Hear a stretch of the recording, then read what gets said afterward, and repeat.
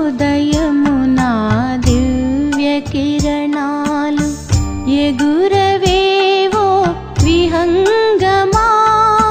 శుభోదయమునా దివ్య కిరణాలు ఎగురవేవో విహంగమా. గగనాంతరాళాలపై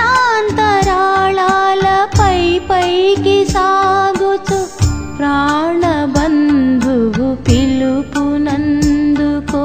శుభోదయమునా దివ్య కిరణాలు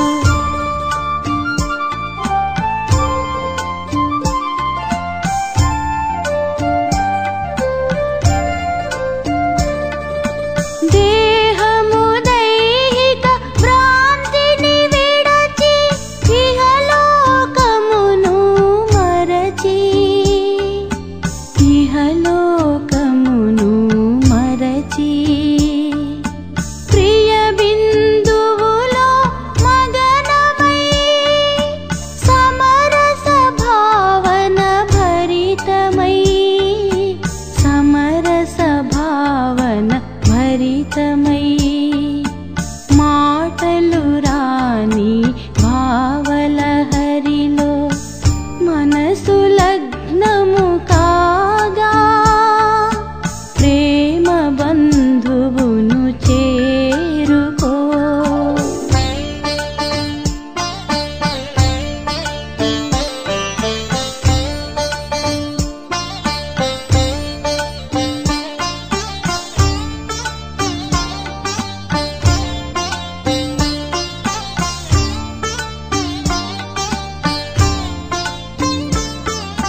దూర సుదూర తీరాలలో అద్భుతమైన లోకమిది అద్భుతమైన లోకమిది. అవ్యక్తమైనది అనంతమైనది దివ్యమైన ప్రకాశమిది దివ్యమైన ప్రకాశమిది. జ్ఞాన నేత్రముతో తిలకించు తరగని సుఖ సంపదలివిగో. సుఖ సాగరుని చేరుకో.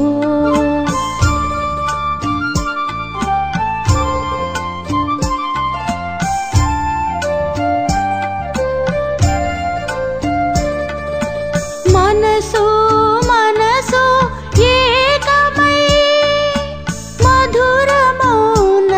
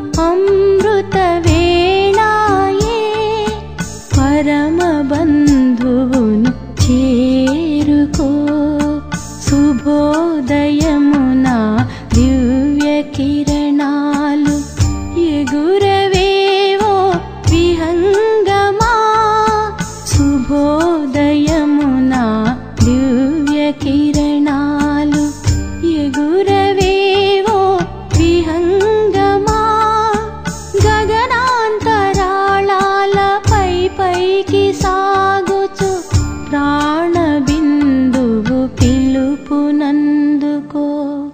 ప్రాణబంధువును చేరుకో. ఓం శాంతి. మధురమైన పిల్లలు, అన్నిటికంటే మంచి దైవీ గుణం శాంతిగా ఉండడం, అధిక శబ్దంలోకి రాకుండుట, మధురంగా మాట్లాడుట. పిల్లలు, మీరిప్పుడు వాచా నుండి మూవీ నుండి సైలెన్స్లోకి వెళ్తారు కనుక ఎక్కువ శబ్దంలోకి రాకండి. ప్రశ్న: ఏ ముఖ్యమైన ఆధారంతో అన్ని దైవీ గుణాలు స్వతహాగానే వస్తూ ఉంటాయి? జవాబు: ముఖ్యమైన పవిత్రత. దేవతలు పవిత్రులైనందున వారిలో దైవీ గుణాలు ఉన్నాయి. ఈ ప్రపంచంలో ఎవరిలోనూ దైవీ గుణాలు ఉండవు. రావణ రాజ్యంలో దైవీ గుణాలు ఎక్కడి నుండి వస్తాయి? శ్రేష్టమైన పిల్లలు, మీరిప్పుడు దైవీ గుణాలను ధారణ చేస్తూ ఉన్నారు. పాట: భోలానాథుని కంటే అద్భుతమైన వాళ్ళు ఎవ్వరూ లేరు. భోలానాథ్సే నిరాళ కోయీ నహి. ఓం శాంతి. చెడిపోయిన వారిని సరిచేసేవారు ఒక్క తండ్రే అని పిల్లలు అర్థం చేసుకున్నారు. భక్తి మార్గంలో అనేక మంది వద్దకు వెళ్తారు. ఎన్నో తీర్థయాత్రలు మొదలైనవి చేస్తారు. పాడైపోయిన వారిని సరిచేసేవారు, పతితుల్ని పావనంగా చేసేవారు ఒక్కరే. సద్గతిదాత, మార్గదర్శకుడు, ముక్తిదాత కూడా వారొక్కరే. ఇప్పుడు ఈ గాయనం అయితే ఉంది, కానీ అనేక మంది మనుషులు అనేక ధర్మాలు, మఠాలు, మార్గాలు, శాస్త్రాలు ఉన్నందుకు అనేక మార్గాలను వెతుకుతూ ఉంటారు. సుఖశాంతుల కొరకు సత్సంగాలకు వెళ్తారు కదా. ఎవరైతే వెళ్ళరో వారు మాయా మస్తులోనే మస్తుగా ఉంటారు. ఇప్పుడు ఇది కలియుగ అంతిమని పిల్లలైన మీకు తెలుసు. సత్యయుగం ఎప్పుడు వస్తుందో, ఇప్పుడు ఉండేది ఏ యుగమో మనుషులకు తెలియదు. నూతన ప్రపంచంలో సుఖము, పాత ప్రపంచంలో తప్పకుండా దుఃఖం ఉంటుందని చిన్న పిల్లవాడు కూడా అర్థం చేసుకోగలడు. ఈ పాత ప్రపంచంలో అనేక మంది మనుషులు, అనేక ధర్మాలు ఉన్నాయి. మీరు ఎవ్వరికైనా అర్థం చేయించవచ్చు. ఇది కలియుగము. సత్యయుగం గడిచిపోయింది. అక్కడ ఒకే ఒక ఆది సనాతన దేవీ దేవతా ధర్మం ఉండేది. అప్పుడు ఇక ఏ ఇతర ధర్మము లేదు. బాబా చాలాసార్లు అర్థం చేయించారు, మళ్ళీ అర్థం చేయిస్తూనే ఉన్నారు. ఇప్పుడు వచ్చేవారికి నూతన ప్రపంచానికి, పాత ప్రపంచానికి వ్యత్యాసం చూపించాలి. భలే వారు ఏం మాట్లాడినా కొంతమంది దీని ఆయుష్ 10,000 సంవత్సరాలని, కొంతమంది 30,000 సంవత్సరాలని అంటారు. అనేక మతాలు ఉన్నాయి కదా. ఇప్పుడు వారి వద్ద ఉండేది శాస్త్రాల మతము. అనేక శాస్త్రాలు, అనేక మతాలు ఉన్నాయి. మనుషుల మతాలు కదా. శాస్త్రాలు వ్రాసింది కూడా మనుషులే కదా. దేవతలు ఏ శాస్త్రాలు వ్రాయరు.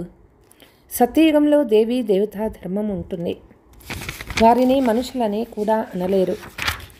ఎవరైనా మిత్రులు, బంధువులు కలిస్తే వారిని కూర్చోబెట్టి ఈ విషయాలు వినిపించాలి. ఇవి ఆలోచించే విషయాలు. నూతన ప్రపంచంలో చాలా తక్కువ మంది మనుషులే ఉంటారు. పాత ప్రపంచంలో జనాభా ఎంత వృద్ధి చెందింది. సత్యయుగంలో కేవలం దేవతా ధర్మం ఒక్కటే ఉండేది. మనుషులు కూడా కొద్దిమంది మాత్రమే ఉండేవారు. దైవీ గుణాలు దేవతల్లోనే ఉంటాయి, మనుషుల్లో ఉండవు. అందుకే మనుషులు వెళ్ళి దేవతలకు నమస్కరిస్తారు, దేవతల మహిమను గానం చేస్తారు. వారు స్వర్గ వారసులని, మేము నరక వారసులమని, కలియుగ వాసులమని వారికి తెలుసు. మనుషుల్లో దైవీ గుణాలు ఉండవు. ఫలానా వ్యక్తిలో చాలా మంచి దైవీ గుణాలు ఉన్నాయని ఎవరైనా చెప్తే, లేదు, వారిలో దైవీ గుణాలు లేవు. దైవీ గుణాలు దేవతల్లోనే ఉంటాయి, ఎందుకంటే వారు పవిత్రంగా ఉంటారని వారికి చెప్పండి. ఇక్కడ పవిత్రంగా లేనందున ఎవరిలోనూ దైవీ గుణాలు ఉండవు.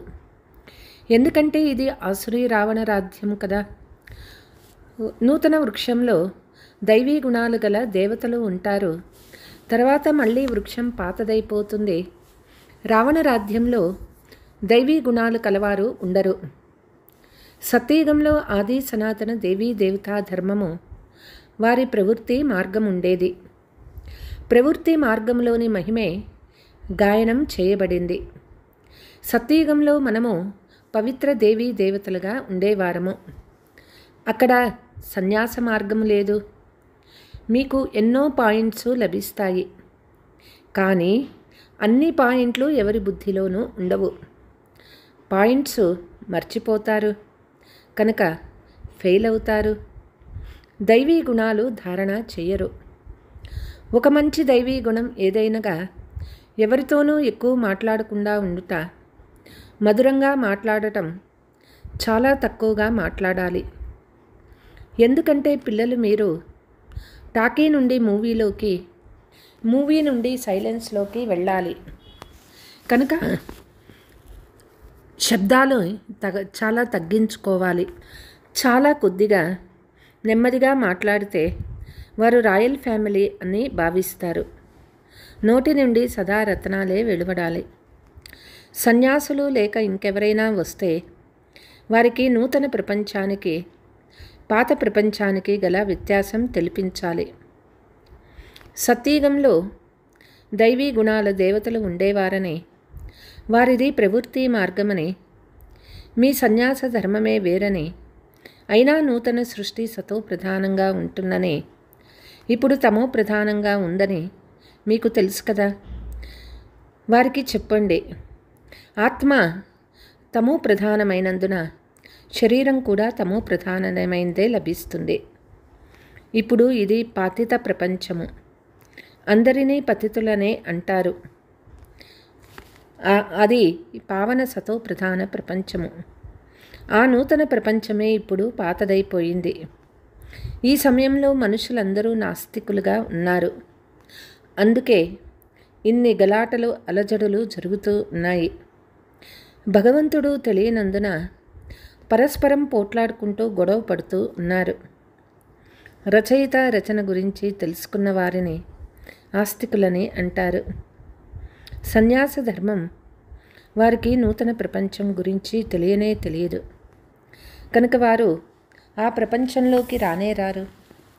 ఇప్పుడు ఆత్మలన్నీ తమో ప్రధానమైపోయాయి. మళ్ళీ ఆత్మలను సతో ప్రధానంగా ఎవరు చేస్తారు? తండ్రి ఒక్కరు మాత్రమే చేయగలరు. సతో ప్రధాన ప్రపంచంలో మనుషులు కొంతమంది ఉంటారు. మిగిలిన వారంతా ముక్తిధామంలో ఉంటారు. బ్రహ్మతత్వము ఆత్మలమైన మనము నివసించే స్థానము. దానిని బ్రహ్మాండమని అంటారు. ఆత్మ అవినాశి. ఇది అవినాశి నాటకము. ఇందులో ఆత్మలందరికీ పాత్ర ఉన్నది. నాటకం ఎప్పుడు ప్రారంభమైందో ఎవరూ చెప్పలేరు. ఎందుకంటే ఇది అనాది డ్రామా కదా.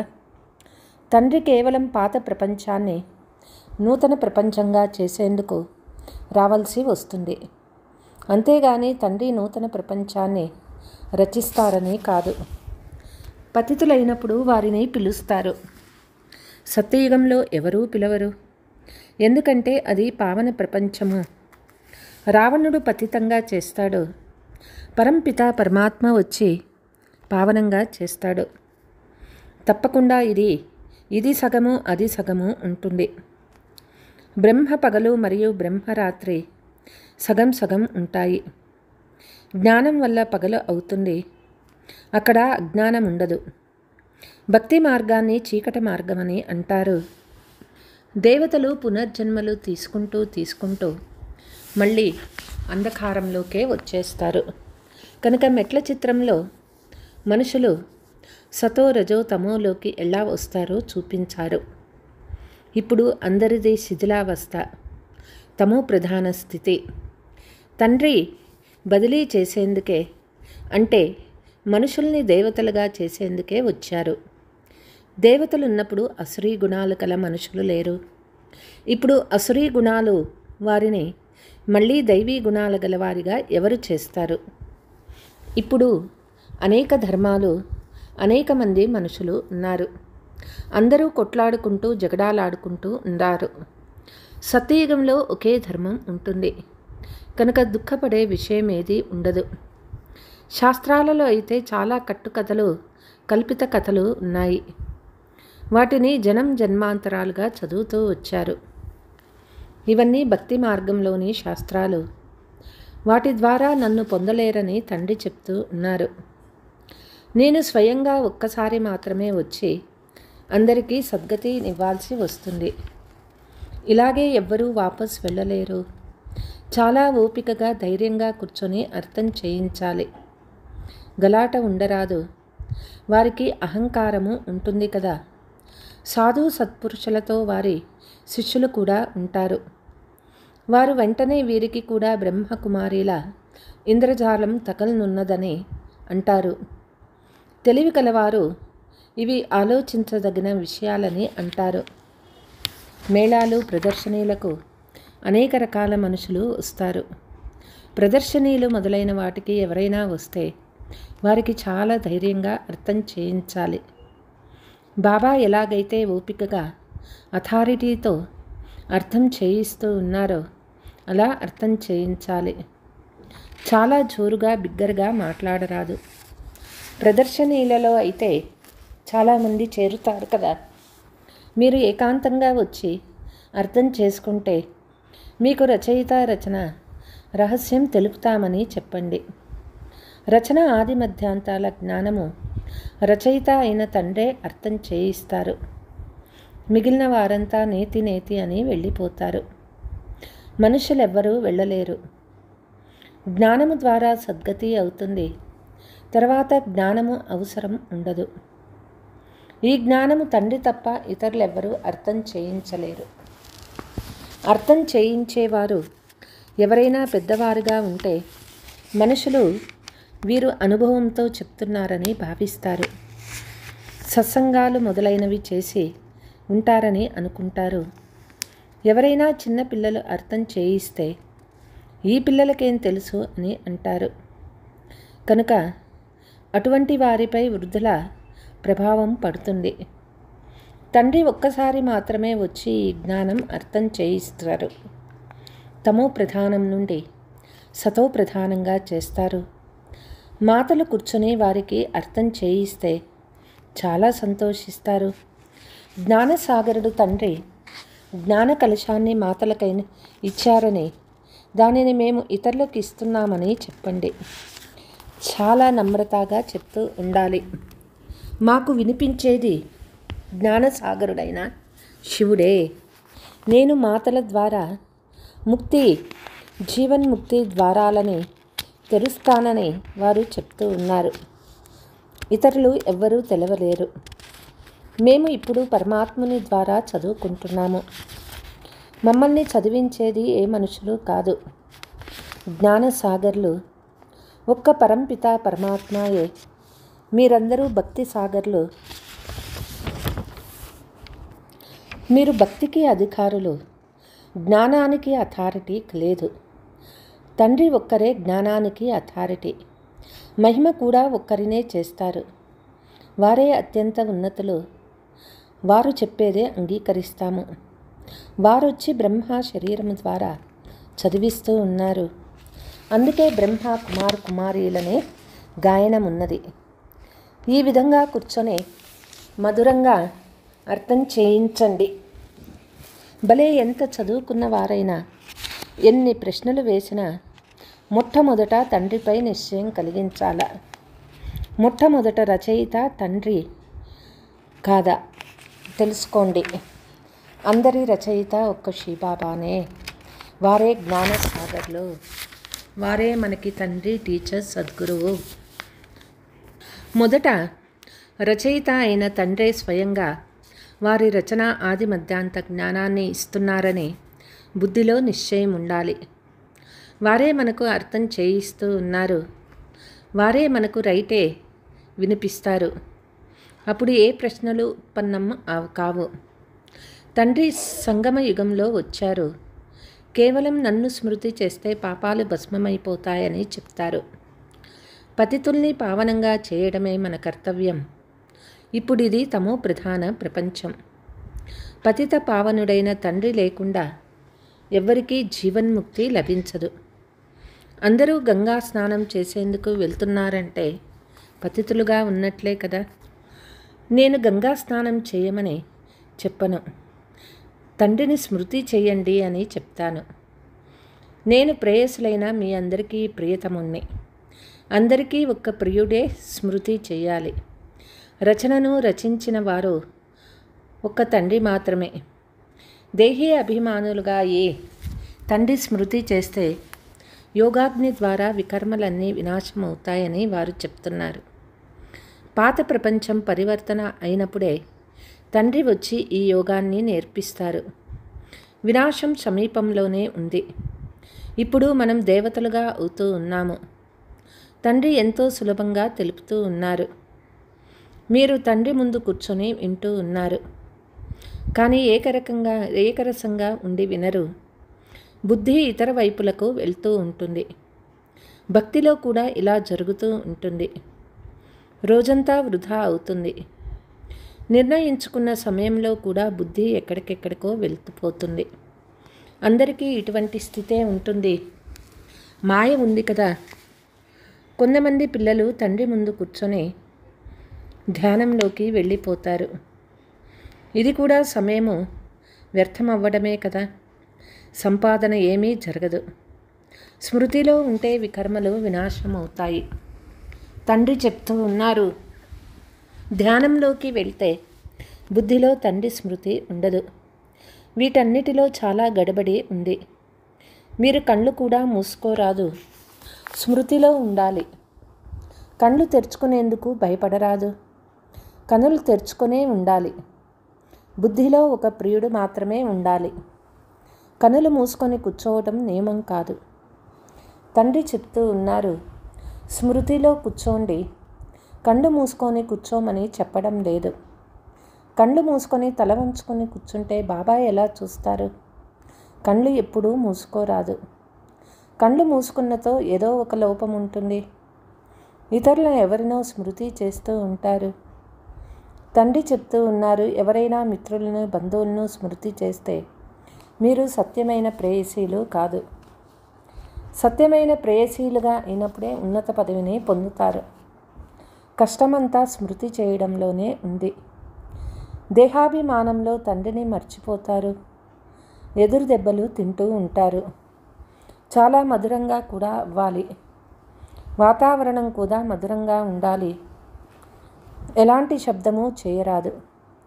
ఎవరైనా వచ్చి చూస్తే ఎంత మధురంగా మాట్లాడుతున్నారని గమనించాలి. చాలా నిశ్శబ్దంగా ఉండాలి. ఎలాంటి జగడాలు పోట్లాటలు ఉండరాదు.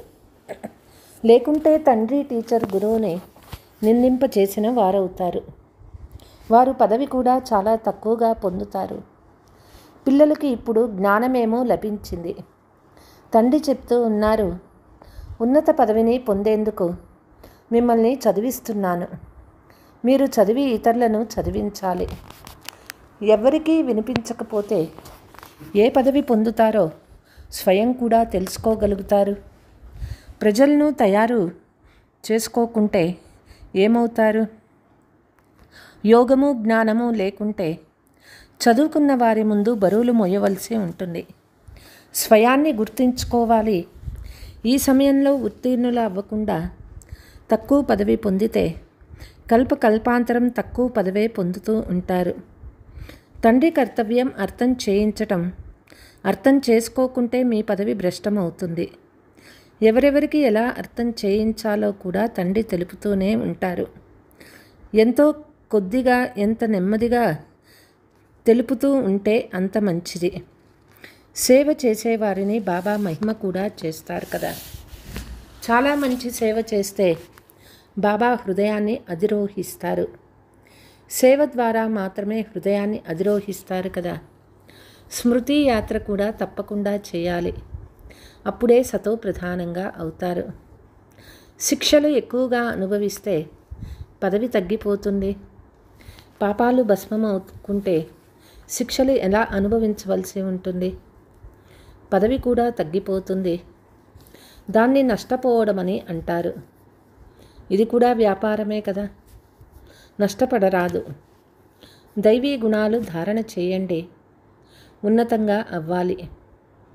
ఉన్నతి చెందేందుకు బాబా రకరకాల విషయాలు వినిపిస్తూ ఉన్నారు. ఇప్పుడు ఎవరు చేస్తే వారు పొందుతారు. మీరు ఫరిస్తాగా అవ్వాలి అంటే గుణాలు కూడా అటువంటివి ధారణ చేయాలి. अच्छा, मीठे मीठे सिकीलते बच्चों प्रति मात पिता बाप दादा का याद प्यार और गुड मॉर्निंग. रूहानी बाप की रूहानी बच्चों को नमस्ते.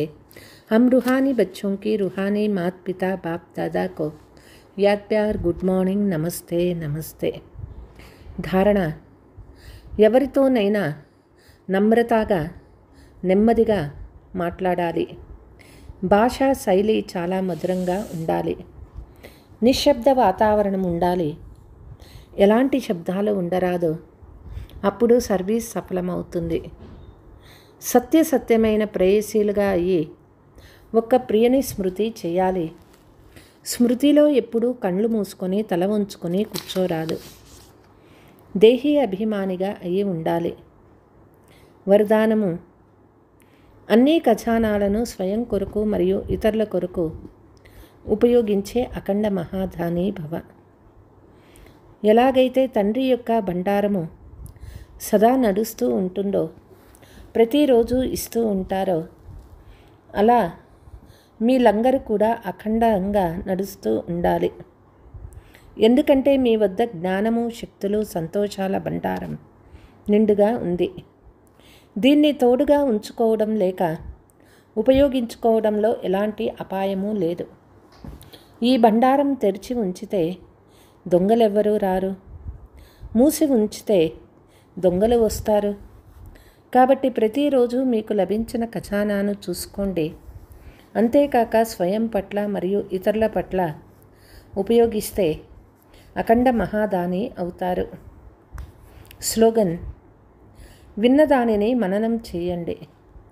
మననం చేయటం ద్వారా శక్తిశాలిగా అవుతారు. అచ్చా, ఓం శాంతి.